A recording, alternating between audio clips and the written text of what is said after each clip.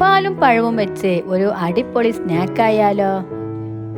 4 മണി പലഹാരമായി കഴിക്കാൻ പറ്റിയ ഒരു അടിപൊളി സ്നാക്കാണ് കേട്ടോ ഇത്.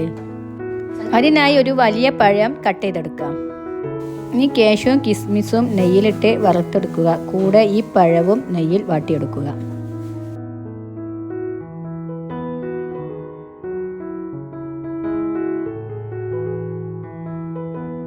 പഴത്തിൻ്റെ 2 ഭാഗവും നന്നായി മൊരിച്ചെടുക്കുക. ഇനി മറ്റൊരു ബൗളിലേക്ക് 3 മുട്ട പൊട്ടിച്ചൊഴിക്കുക. ഇതിലേക്ക് വാനില എസൻസ് ചേർത്ത് കൊടുക്കുക.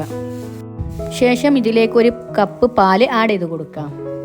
ഇനി ഇതിലേക്ക് 2 ടേബിൾ സ്പൂൺ മൈദയും ആവശ്യത്തിന് പഞ്ചസാരയും 1 നുള്ള് ഉപ്പും ചേർത്ത് കട്ടകളില്ലാതെ നന്നായി ഇളക്കിയെടുക്കുക.